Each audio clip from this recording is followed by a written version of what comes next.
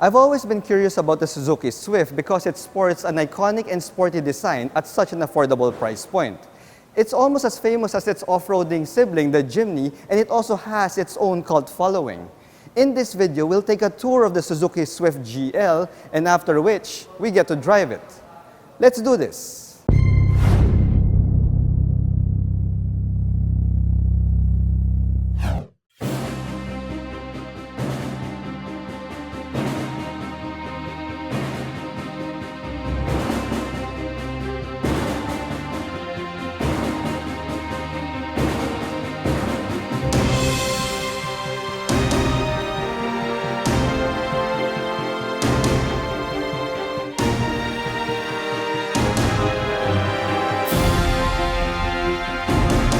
Hello guys, I'm Reagan and welcome back to another car review. If you're new to my channel, I hope you hit that subscribe button and become part of the Reagan Strides family. If you're my subscriber already, thank you so much for your support by watching this video. I also hope that you give it a like.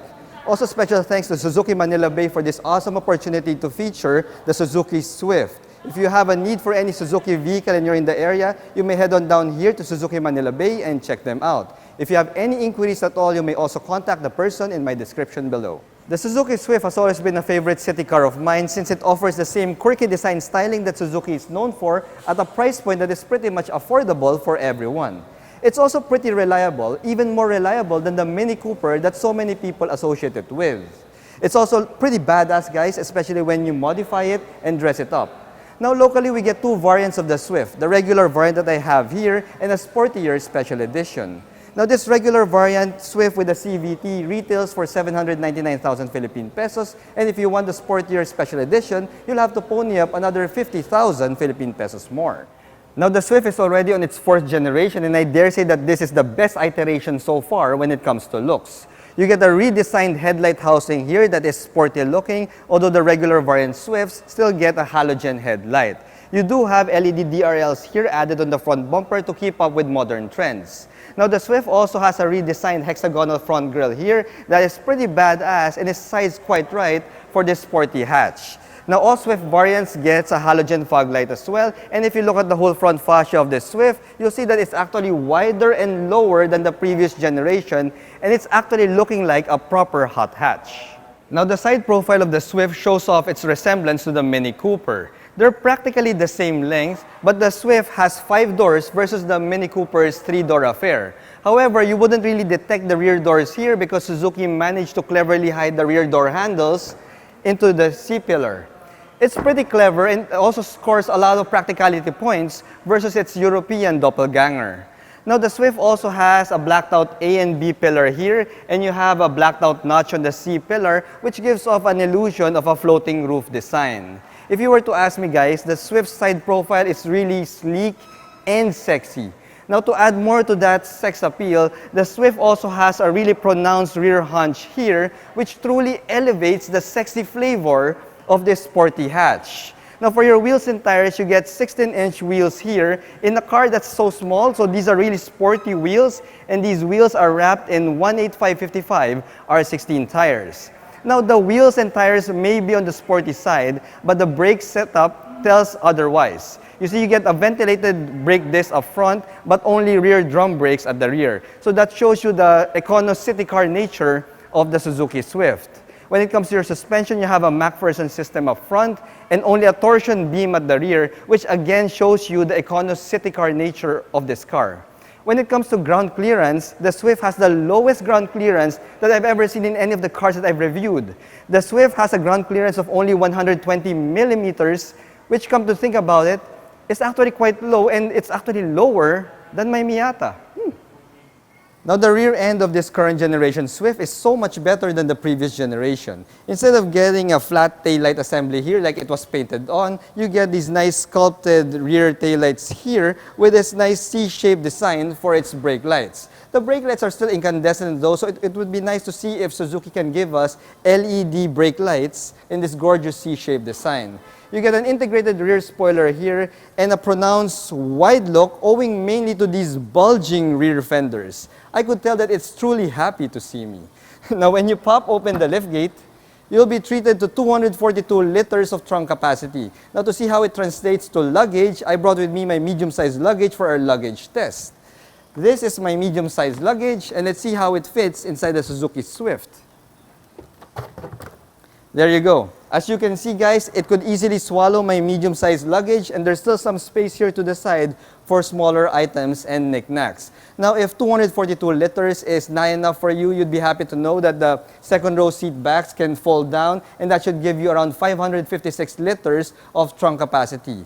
It's also important to note that the Swift's second row seat back split folds, something that we don't really see in these super mini offerings, and that should give you a little bit more versatility when it comes to your trunk space. Now, the Suzuki Swift may be styled like a hot hatch, but the engine and the transmission tells a different story. All Suzuki Swifts in the country are powered by the same 1.2-liter four-cylinder petrol engine that is good for 82 horses and 113 Newton-meters of torque. Now, that may not seem like a very high power figure, but do keep in mind, guys, that the Suzuki Swift only weighs in at below 900 kilos, so that should make this quite a zippy performer. Now, power is sent to the front wheels via a CVT transmission or a 5-speed manual.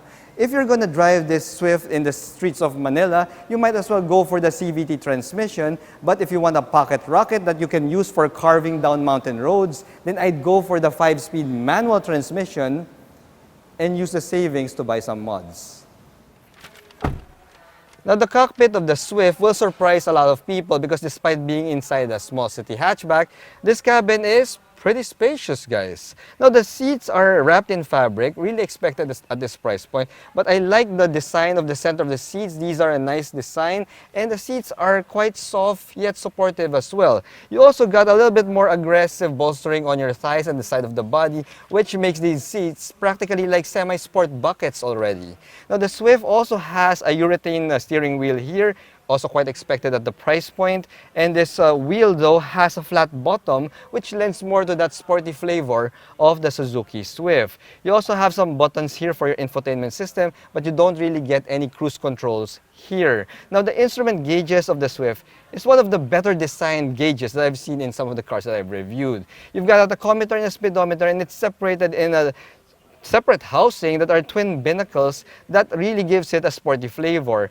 The design of the gauges are also quite sporty. You've got an anodized aluminum ring around the two gauges, and you also have some splashes of red there for additional sporty flavor, as I mentioned. Now, from your gauges, you have this 7-inch infotainment touchscreen system that only has Bluetooth connectivity, doesn't have Apple CarPlay, Android Auto, not really expected also at this segment, and you also don't have a rear view camera. Again, that's not something of a miss though, but well, the Swift is a small car, so it won't really be a big issue if you don't really have a rear view camera. The good thing here though is you do have separate buttons for your power, volume controls, and all that. So that means tinkering around with your infotainment system will be quite easy even if you're driving around. Not that I'm recommending you do that, guys. From your infotainment system, you have a fully manual climate control system here, a couple of charging ports here at the bottom, and a couple of cup holders that are squarish in design, pretty typical of what we've seen in most Suzuki models. Now, given the position and the size of these cup holders, I don't think it will pass my clean canteen test, but let's try it out right now. Yep, it doesn't pass because, well, the clean canteen flask doesn't fit in these squarish cup holders, and due to the position, the top end of my flask will also hit the climate control area. So yeah, this is a fail in my clean canteen test. You have a nice and meaty shifter here that's connected to your CVT. Unfortunately, well, this unit that we're reviewing now is a CVT unit, so I wouldn't really get a chance to try out that 5-speed manual. But anyway, it's okay, it's just that. And you also have a nice traditional handbrake here. You don't get a center armrest though, which is something of a trend that I've seen in some of these super minis that I've reviewed. Now, overall, when you look at the cockpit of this Suzuki Swift, you've got a bunch of hard plastics all around. Pretty expected at this segment, this price point. You do have this white insert here that has a perforated design that looks like white leather, but it's not white leather, guys. It's just made to look that way. You also have some white inserts here on your door panel, but at least you do have a padded area for your elbows here on your door panel, so that is a pretty thoughtful touch. You also got these nice circular AC vents in the center, which lends more to that sporty air of the Suzuki Swift. So yeah, overall guys, the cockpit area, it's basic, it's sporty, yet it's still quite a functional cockpit.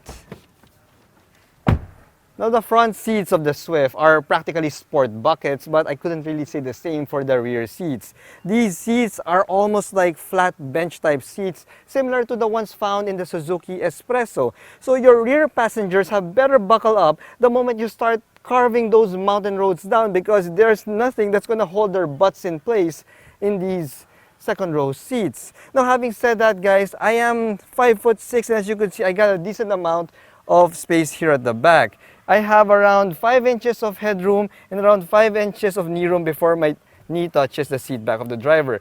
This is my driving position guys, and as you can see, yeah, it's quite decent. It's not really the most spacious back seat amongst all the super minis that I've tried, but it is quite decent enough. When it comes to space though, you should fit maybe just 2 regular size adults here. You could put a third one in a pinch, but I'd feel sorry for the middle guy here at the back seat, because there's still a little bit of a center tunnel that can be found here in the center.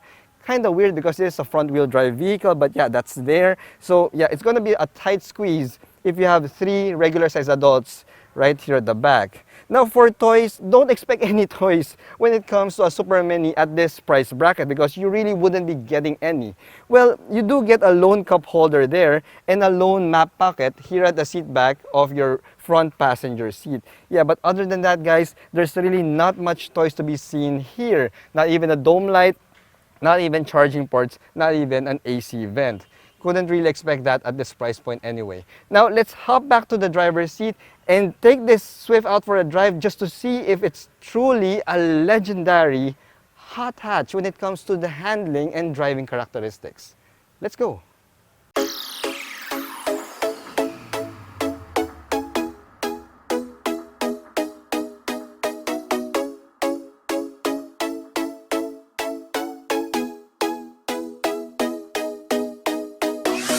Alright guys, so we're now behind the wheel of the Suzuki Swift, and first up, the seats. As I mentioned, the seats are practically like semi-sport buckets, and I like the fact that they are hugging me quite well. Now granted guys, I am an average Asian build, so if you are a larger person than I am, well, the seats might give you a little bit of a pinch, especially here at the side. But this is perfectly sized for somebody like me. I mean, wow, these seats would be truly perfect whenever you're carving down mountain roads. Wow! Now when it comes to the visibility, surprisingly, despite being a small city hatchback, I have a good sitting position here. I'm sitting practically upright, like almost like the same chair as or the seats that are found in the Espresso. And another good thing that I've noticed here is the seating position is quite far from the dashboard. I got a nice expansive dashboard here despite being a small city car, and that gives me that feeling of space. And that's also a good thing about the Suzuki Swift. Now steering is a little bit on the light side, although there is a good amount of feedback to it. It's got a nice amount of heft. Actually it's perfectly tuned guys. And the turn-in is quite sharp.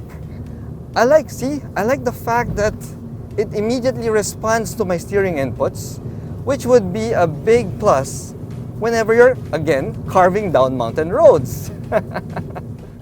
Now let's try it for a quick spurt. Remember guys, I'm driving the CVT Swift, not the manual Swift. So let's see how this baby will respond in terms of a quick burst of acceleration. Let's go.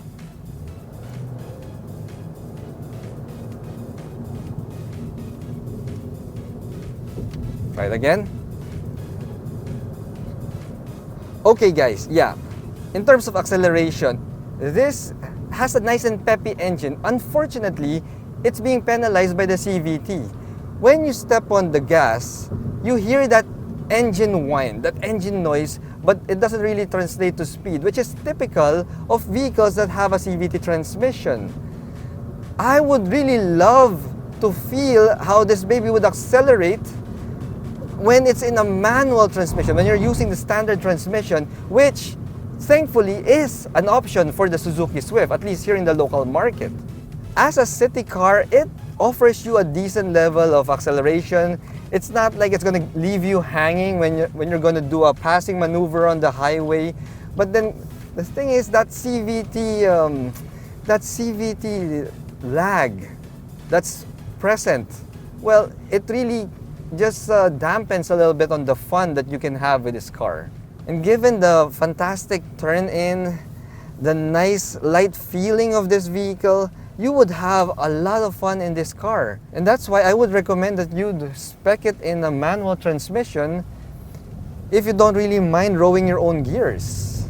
Now when it comes to the NVH levels, well, I am quite surprised to hear that there's a little bit of road noise that's being transmitted inside the cabin, even if I'm traveling at such a slow speed. I'm only going at around 40 kilometers per hour now, and I could hear that tire noise coming into the cabin. This Swift has a little bit more insulation than, let's say, the APV or say the Espresso, but yeah, those Econo tires, I could really hear them inside the cabin. The good thing though is vibration is kept to a minimum. It's not really as harsh as you'd expect from, let's say, an Econo city car. And yeah, but the noise, well, that noise is a little bit louder than usual. A quick solution though is just crank up the volume of your infotainment system and you're gold.